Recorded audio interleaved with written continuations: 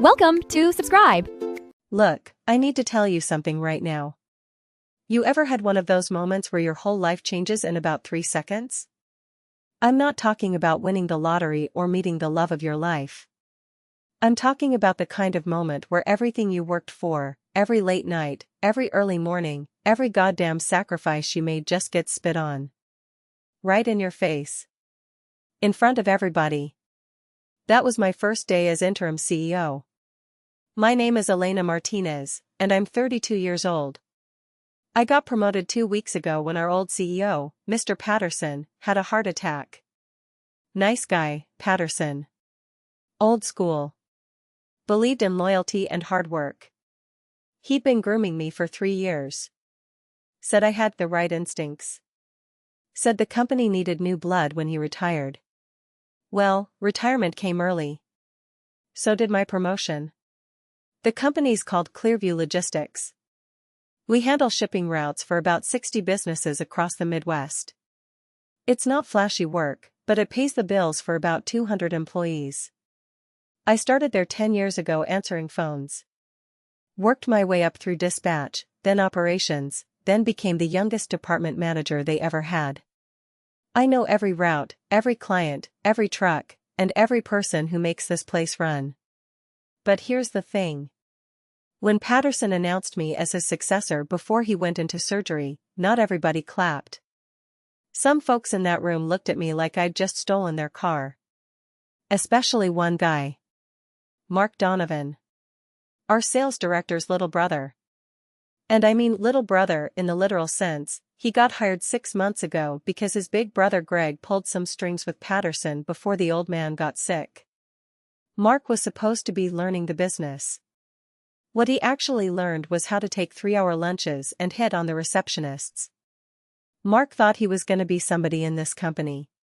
He'd been telling people at the water cooler that Greg was next in line for CEO. That the board loved the Donovan name.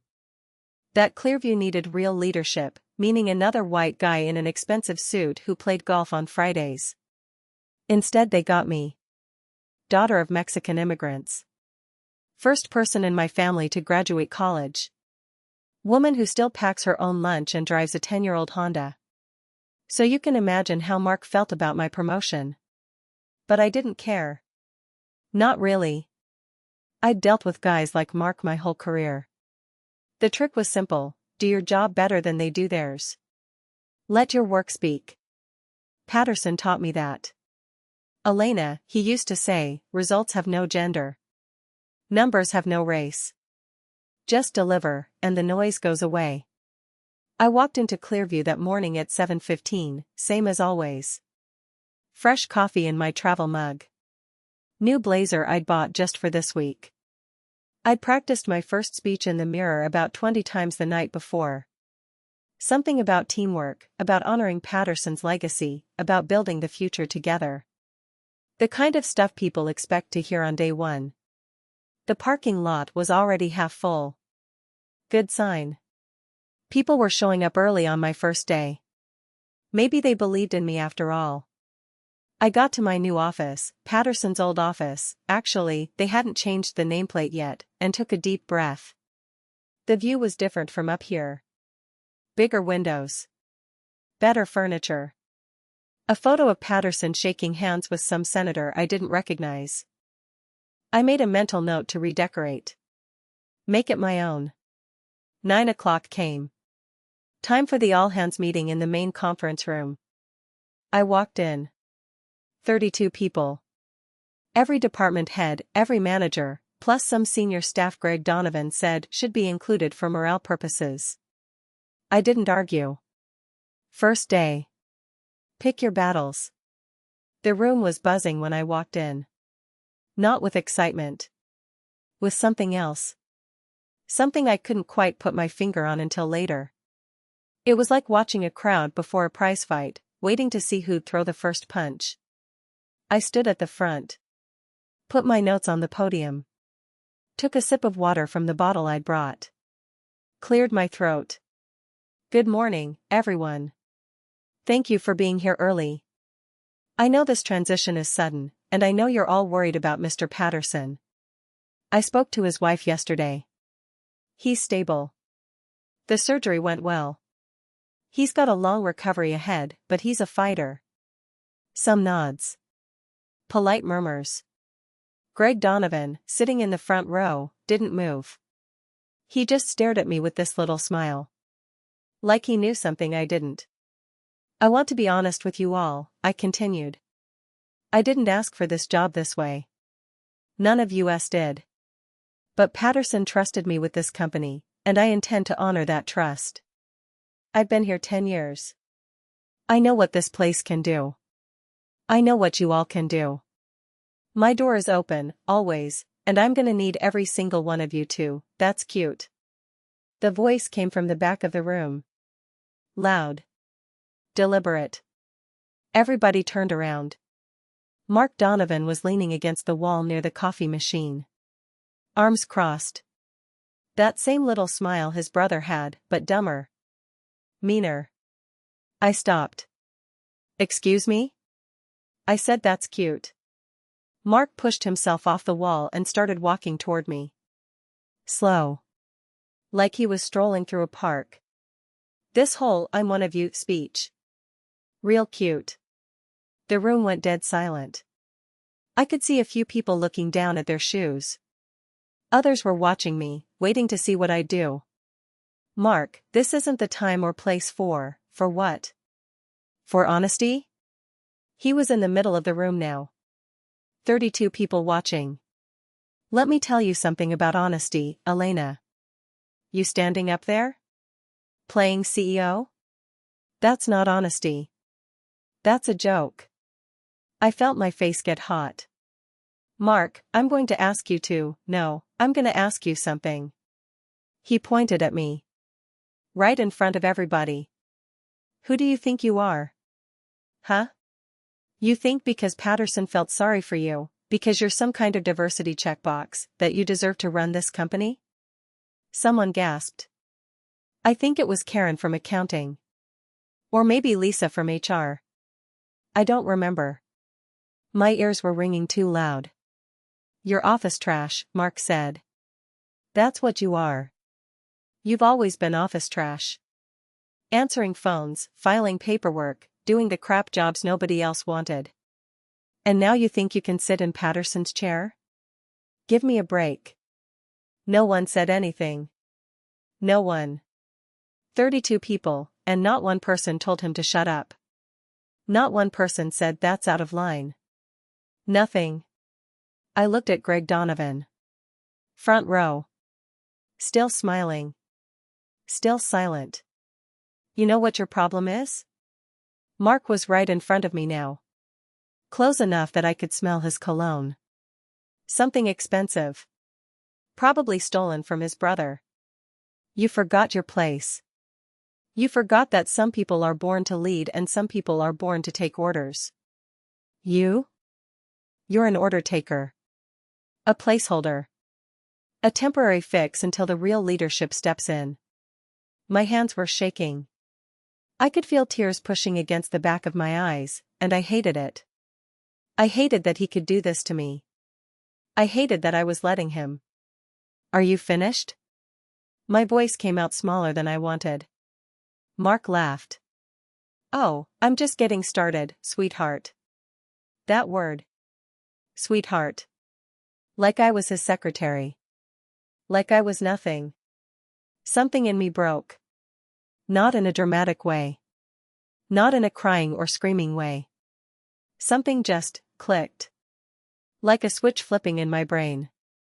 The part of me that wanted to be diplomatic, that wanted to make peace, that wanted to be the leader Patterson believed in, that part went quiet. And another part woke up. I reached into my blazer pocket and pulled out my phone. Real slow. Real deliberate. The room was still watching. Mark was still smirking. You know what, Mark? I said. My voice was steady now. Steadier than I felt. You're right about one thing. Some people are born to lead. And some people are born to run their mouths because they've got nothing else. His smirk flickered. Just for a second. Here's the thing about being interim CEO, I continued, unlocking my phone. You get access to a lot of information. Patterson's files. Board meeting minutes. Financial records from the last 7 years. I started scrolling through my contacts. The room was so quiet you could hear the air conditioning humming. And you know what I found last night? In the financial records? I looked up at Greg. His smile was gone now.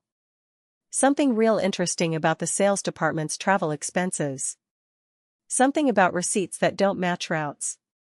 Something about $60,000 over the past 18 months. Greg's face went pale. I don't know what you're talking about. Oh, I think you do. I held up my phone. In fact, I've got a call scheduled in about 3 minutes. With the board chair. Robert Chen. Nice guy. Very interested in fiscal responsibility. Mark was looking back and forth between me and his brother. The confidence was gone from his face. Replaced by confusion. Then fear. Elena, wait, Greg stood up. Let's talk about this. Now you want to talk? I shook my head.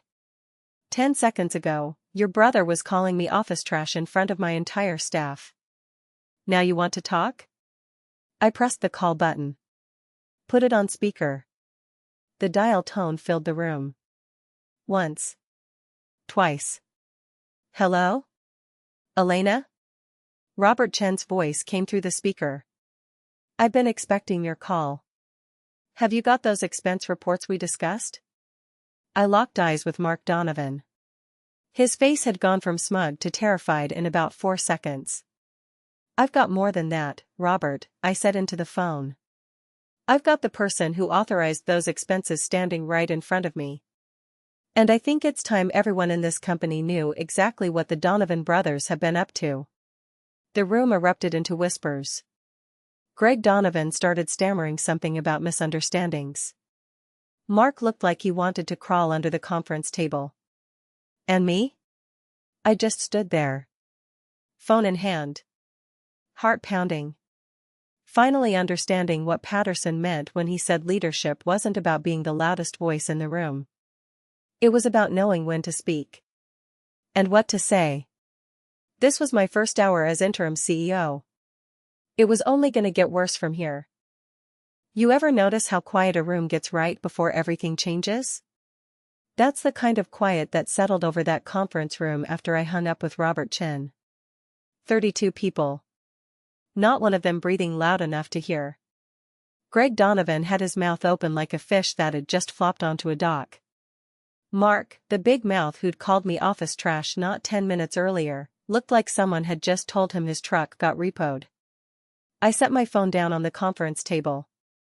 The click it made echoed off those walls like a gunshot. Robert will be here in 20 minutes, I said. Kept my voice calm. Steady. The kind of voice my dad used to use right before he told me I was grounded for a month. He's very interested in hearing about those expense reports, Greg. The ones from the past 18 months. The ones totaling just over $61,000. Greg started sputtering. Now hold on, Elena. Hold on just a minute. There's clearly been some kind of misunderstanding? I finished for him. Yeah, I figured you'd say that. So I printed everything out. I pulled a manila folder from my bag. Thick. Organized. Color-coded tabs, because I'm that kind of person. Client dinners in cities where we don't have clients. Hotel rooms booked on weekends when you were supposedly at your lake house. Rental cars. First-class upgrades. All approved by you, for yourself. Patterson was too sick to catch it. But I'm not Patterson. Mark Donovan finally found his voice again. But it wasn't the loud, swaggering voice from before. This one was smaller. Nervous. You can't prove any of that, he said. I didn't even look at him. Kept my eyes on Greg. Because Mark wasn't the problem. He was just the mouth. Greg was the one who'd been running the game. Greg, I said, you've been here what, 11 years? Started as a junior sales rep, worked your way up. Patterson trusted you. Gave you the sales director position 3 years ago. And then you got comfortable. Started treating the company credit card like it was your personal bank account. Greg's face had gone pale. The kind of pale you see on guys who've just realized their whole house of cards is about to come down. I can explain. No, you can't. I looked around the room. Made sure all 32 of them were hearing this. Because there's no explanation for stealing $61,000 from a company that gave you everything. There's no explanation for bringing your brother in, giving him a job he didn't deserve, and then letting him run around calling people trash. And there's definitely no explanation for doing all of this while Patterson was in a hospital bed, fighting for his life. Someone in the back of the room said damn under their breath. I think it was Jenkins from accounting. Solid guy. Had probably been wanting to say something about the Donovans for years but never had the guts. Mark took a step toward me. You think you're so smart, don't you? You think because Patterson handed you that title, you actually earned it? You're nobody. You were a project manager 6 months ago. You got lucky. I laughed. Couldn't help it. The guy had just watched me pull out evidence that could send him and his brother to prison, and he was still trying to play the same card. You're right about one thing, I said. I was a project manager 6 months ago. But you know what project managers do? We pay attention to details. We keep records. We notice when things don't add up. I tapped the folder. I noticed this 3 weeks into the job. Patterson's assistant, you remember Susan? She's been here 20 years. She knows everything. And she's been waiting a long time for someone to ask the right questions. That landed. Greg's face went from pale to gray. Susan was the real power in that office. Everyone knew it. She'd been Patterson's gatekeeper since before half the staff had even graduated college. If Susan was on my side, then the Donovans were finished. Mark opened his mouth again, but Greg grabbed his arm. Shut up, he hissed. Just shut up. For the next 15 minutes, nobody moved.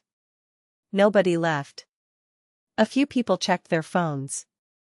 Linda from HR was furiously typing something on her tablet, probably documenting everything for the file that was about to be opened. Mark kept pacing by the window. Greg just stood there, staring at that manila folder like it was a snake about to bite him. I sat down at the head of the table. Patterson's chair. The leather still smelled like his cologne. Old Spice. He'd worn it for 30 years, Susan told me. Said his wife bought it for him on their first anniversary and he never switched. I thought about him lying in that hospital bed. The last thing he'd said to me before they wheeled him into surgery. Don't let them tear it apart, Elena. I built this place with my own 2 hands. Don't let them tear it apart. I hadn't understood what he meant at the time. Now I did. Robert Chin arrived at 9:47. I know because I was watching the clock. He walked in wearing one of those expensive gray suits, the kind that doesn't make noise when you move. Board chairman energy. The kind of guy who'd been running companies since before I was born. He didn't say hello. Just walked straight to the head of the table, nodded at me, and then turned to face the room. Everybody sit down, he said. This is now an official board inquiry. Anyone who wants to leave can leave. But if you stay, whatever you say goes on record. Nobody moved toward the door. Robert looked at me. Tell me what you found. I handed him the folder. He opened it right there, in front of everyone. Flipped through the pages. His expression didn't change. The man had a poker face that would have made Vegas dealers cry, but I saw his jaw tighten when he got to the summary page. $61,437, he said. Over 18 months. Approved by Greg Donovan. Signed by Greg Donovan. Reimbursed to Greg Donovan. He closed the folder. Looked at Greg. Is there anything in here that isn't true? Greg opened his mouth. Closed it. Opened it again. Robert, I can explain. Is there anything in here that isn't true? The room was so quiet I could hear the fluorescent lights buzzing overhead. Greg Donovan, who'd been running that sales floor for 3 years, who'd hired his deadbeat brother and strutted around like he owned the place, looked like a kid who'd just been caught stealing candy. No, he said finally. His voice cracked. It's all true. Mark whipped around. Greg, what the hell are you doing? Don't admit to anything. But Greg wasn't listening to his brother anymore. He was looking at Robert. At the folder. At 32 employees who'd just watched his career end in real time. I was going to pay it back, he said. Every penny. Things got tight. My wife's medical bills. The mortgage. Mark needed help getting on his feet after the divorce. I was going to fix it before anyone noticed. Before Patterson died, you mean, I said. You were waiting for him to die so nobody would ever audit the books. Greg flinched like I'd slapped him. Which, honestly, I kind of had. With words. Robert set the folder down. Greg, you're suspended effective immediately. Without pay. Pending a full audit. Mark, you're terminated. Security will escort you out to collect your personal belongings. You've got 15 minutes. Mark started yelling then. Called me every name in the book. Called Robert worse. His face went red, then purple, and for a minute I thought the guy was gonna have a heart attack right there on the conference room carpet. But 2 security guards appeared in the doorway. Robert must have texted them on his way in, and that was that. Mark Donovan was gone. Just like that. 1 minute he was calling me office trash, and the next minute he was being walked out past the cubicles where people he'd bullied for 6 months were watching him go. Greg didn't fight. Didn't argue. Just nodded, turned around, and walked out on his own 2 feet. That was worse, somehow. Watching an 11-year career die with a whimper instead of a bang. After the door closed behind him, Robert turned to the rest of the room. This company has been through a lot in the past few weeks, he said. Patterson's surgery. The transition. And now this. But I want to be very clear about something. He put his hand on my shoulder. Elena Martinez has the full support of the board. She found a problem that 3 other executives missed. She handled it professionally. And she's exactly the kind of leader this company needs right now. I felt something loosen in my chest. Something I hadn't even known was tight. Maybe it was the fear I'd been carrying around since Patterson went into the hospital. Maybe it was the anger I'd been holding on to since Mark opened his mouth. Whatever it was, it started to ease. The staff started filing out. A few of them stopped to say something quietly. Good job, about time, we're with you. Jenkins from accounting shook my hand. Linda from HR gave me a look that said we'd be having a longer conversation later. When the room was empty except for me and Robert, he sat down in the chair beside mine. You handled that well, he said. I almost cried in front of everyone. But you didn't. That's what matters. He leaned back. Patterson told me he was grooming you for something bigger. Said you had instincts you didn't even know about yet. Guess he was right. I looked at the empty chair at the head of the table. Patterson's chair. Still smelled like Old Spice. There's more, I said. The Donovans weren't working alone.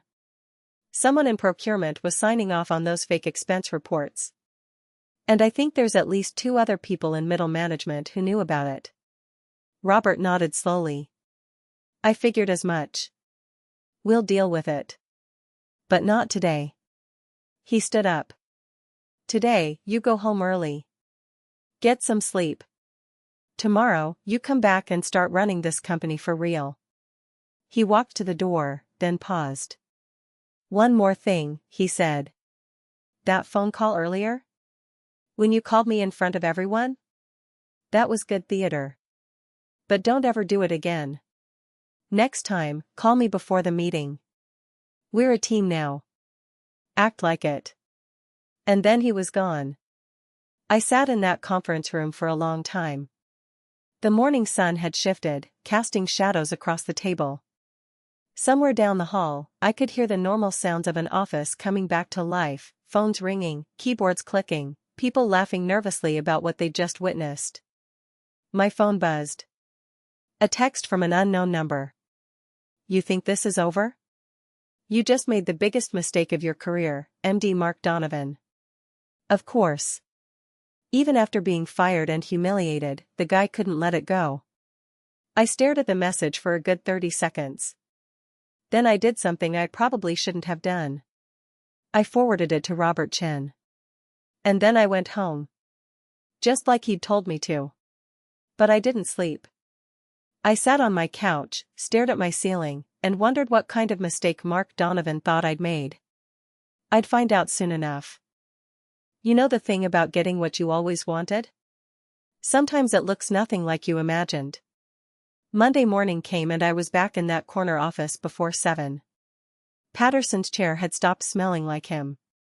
Now it just smelled like leather and coffee and a faint chemical scent the cleaning crew left behind. Progress, I guess. The weekend had been quiet. Too quiet.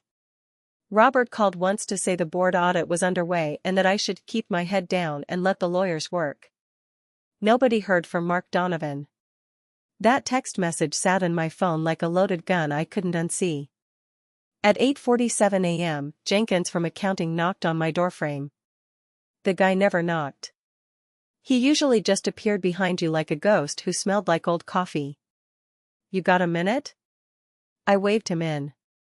He closed the door behind him. That's when I knew it wasn't good. We found more, he said, lowering himself into the chair across from my desk. The audit team worked through the weekend. The $61,000 was Greg's portion. His slice of the pie. I felt my stomach drop. How much more? Jenkins pulled a folded paper from his jacket pocket. The guy still printed things out. Old school. I respected that. $208,000. Over 2 years. And Greg wasn't the only one pulling cash. I took the paper. The numbers swam for a second before my brain caught up. 3 other names. 2 in procurement, 1 in operations. All mid-level. All connected through Greg Donovan's network of fake suppliers and inflated invoices. These 3 knew about Greg? I asked. Jenkins nodded slowly. They were his insurance policy. If he got caught, he'd take them down too. But here's the thing nobody expected, they were reporting to someone above Greg. I looked up from the paper. Who? Jenkins met my eyes. We don't know yet. But the money trail leads to the 6th floor. The 6th floor. That's where the senior VP sat. People who'd been with this company longer than I'd been alive. People who smiled at Patterson at golf fundraisers and sent flowers to his wife when she had surgery. One of them had been skimming for 2 years. And Greg Donovan was just the middleman. I sat there processing this while Jenkins watched me, his face unreadable. Outside the window, the parking lot was filling up with regular employees who had no idea their company was rotting from the inside. You want my advice? Jenkins said. I'm not sure I have a choice. Call Robert Chen. Right now. Don't wait. Don't try to handle this yourself. This is way above your pay grade, and I mean no disrespect by that. I almost laughed. My pay grade. I'd been interim CEO for exactly 3 days and somehow inherited a corruption ring that went deeper than anyone knew. Thanks, Jenkins. Give me the room. He left. I stared at the paper for another minute, then picked up the phone. Robert answered on the second ring. I was about to call you. The audit found more, I said. I know. The board knows. We're calling an emergency meeting at 10. He paused. Elena, I need you to understand something. This isn't just about the Donovans anymore. When we open this up, it's gonna get ugly. People are gonna lose jobs. Some of them might be people you like. You think I should back off? I think you should be ready. You kicked over the first rock. But there's a whole nest of snakes underneath it. I hung up feeling like I'd swallowed a stone. All those years I'd worked here, keeping my head down, doing my job, thinking if I just worked hard enough someone would notice. Well, someone noticed all right.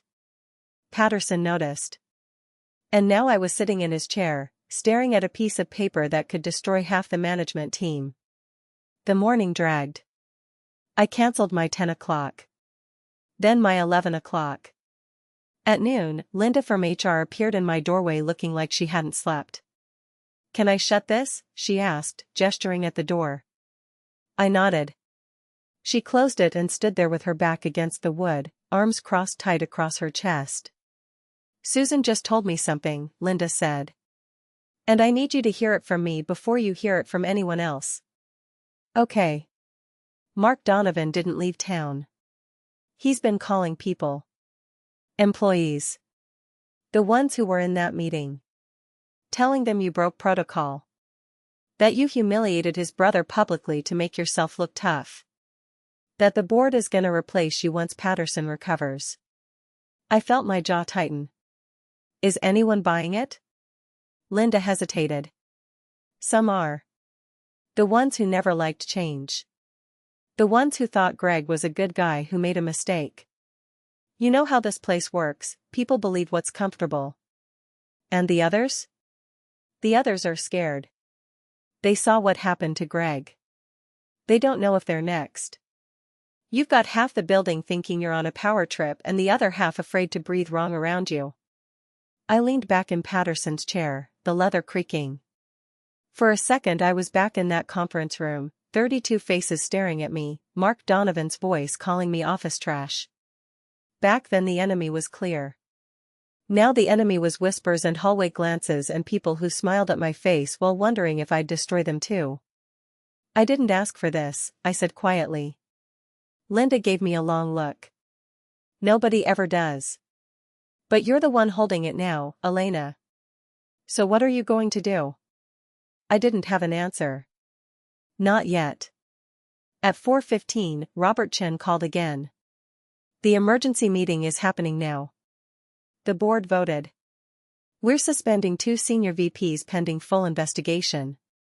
Greg Donovan is being referred for criminal charges. Procurement is being restructured from the ground up. And Mark? Nothing yet. But his brother's lawyer called this morning. They're claiming wrongful termination, hostile work environment, the whole package. It won't stick, but it'll keep things messy for a while. I rubbed my eyes. What do you need from me? Keep running the day-to-day. The board is impressed, for what it's worth. You handled Friday like a professional. But Elena, he paused. Mark Donovan might not be done. The guy's got nothing to lose. Watch your back. The line went dead. I sat there as the afternoon light turned golden outside my window, thinking about all the ways a man with nothing to lose could make your life hell. 5 o'clock came and I was still there. Most people had gone home. The building settled into that quiet hum of empty offices and automatic lights clicking off one by one. I was packing my bag when my phone buzzed.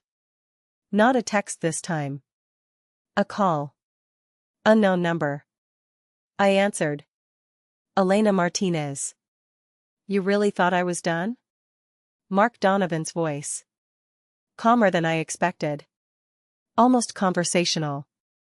What do you want, Mark? I want you to know something. You think you won because you got me fired and my brother suspended. But you didn't win. You just started something you can't finish. Is that a threat? No. That's a fact. See, I've been at this company 12 years. You've been here 5. You think you know how things work? You don't know anything. The people who've been running this place, the real players, you haven't even met them yet. My grip tightened on the phone. If you've got something to say, say it. I already said it. Friday in the conference room. I called you office trash, and I meant every word. Not because you're bad at your job. Because you're clean. And clean people don't survive around here. You know why Patterson had a heart attack? Because he was trying to clean things up. And the stress of it nearly killed him. That's what happens to people who try to fix this place. I felt cold spreading through my chest. Patterson knew? About the corruption? He suspected. He'd been gathering evidence for months. Susan was helping him. But he never got to finish. So now you're sitting in his chair, holding his papers, thinking you're gonna be the hero. Mark laughed, a dry rattling sound. You're not the hero, Elena. You're the replacement. I couldn't speak. I'm gonna give you some free advice, Mark continued. I'm done. I'm out. I'll fight the termination, maybe get some settlement money, and then I'm gone. But the people above me? They're still there. And they're watching. So you can either learn to play their game, or you can end up just like Patterson. Your choice. The line clicked. He'd hung up. I stood there in my empty office, phone still pressed to my ear, listening to nothing. So that was it. That was the real story. Patterson hadn't just promoted me because I was good at my job. He'd promoted me because he knew he might not survive fighting what he'd found. I was his backup plan. His legacy. The one who'd carry on the cleanup after he was gone. 3 weeks later, Patterson came home from the hospital. I visited him at his house in Oak Park, the one with the big oak tree in the front yard and the porch swing his wife had wanted for 20 years. He looked older. Thinner. But his eyes were still sharp. We sat on that porch swing, drinking lemonade his wife had squeezed that morning, and he told me everything. How he'd discovered the corruption 2 years ago. How he'd been slowly gathering evidence, waiting for the right moment to act. How Greg Donovan was just the start, a useful idiot for people much smarter and more dangerous. I'm sorry I put you in this position, Patterson said, his voice quieter than I'd ever heard it. But I needed someone I could trust. Someone who wouldn't fold when the pressure hit. Why didn't you just fire them yourself? You had evidence. He shook his head. I had pieces. Not the whole picture. And the board has its own politics. Some of them are connected to the people I was investigating. I couldn't move fast enough. My body quit before my brain did. He looked at me then, steady and serious. But you're still standing. And the audit you started has already uncovered more than I managed in 2 years. So I guess I made the right choice. I didn't feel like the right choice. I felt like a pawn in a game I'd just learned existed. But sitting there with Patterson, the afternoon sun filtering through the oak leaves, I understood something I hadn't before. Cleaning up a mess doesn't make you the hero. It makes you the janitor. And janitors don't get parades. They get dirty hands and late nights and people who resent you for making them look bad. But someone has to do it. I drove home that evening with my windows down, the late spring air warm and full of the smell of fresh-cut grass. My phone buzzed at a red light. A text from Robert Chen. David Morrison. Senior VP of Operations. The one above Greg. He's being arrested tonight. Thought you should know. I pulled over to the side of the road and stared at that message for a long time. David Morrison. The guy who'd given a speech at the company holiday party about integrity and hard work. The guy whose wife ran a charity for kids with cancer. The guy who shook my hand on my first day and told me this company was like family. Yeah. Family. I started the car again and drove home to my empty apartment. No dogs barking. No kids playing in the yard. Just me, a cold beer from the fridge, and the sound of the evening news playing softly in the background. Monday morning, I walked into that corner office, sat down in Patterson's chair, and called my first meeting. Not a meeting about corruption or audits or who was getting arrested next. A meeting about the quarterly numbers. About the new product launch. About the things this company was supposed to be doing before it got lost in its own rot. Linda sat in the front row. Jenkins was in the back.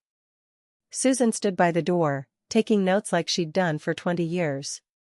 And for the first time in what felt like forever, I wasn't thinking about Mark Donovan or Greg Donovan or any of the snakes still hiding in the grass. I was thinking about what kind of company we could build once all the cleaning was done. The Donovans had called me office trash. Mark's last words to me were that clean people don't survive around here. But here's the thing about trash, the thing Mark never understood. Trash gets taken out. Trash doesn't run the show. I do. And I was just getting started.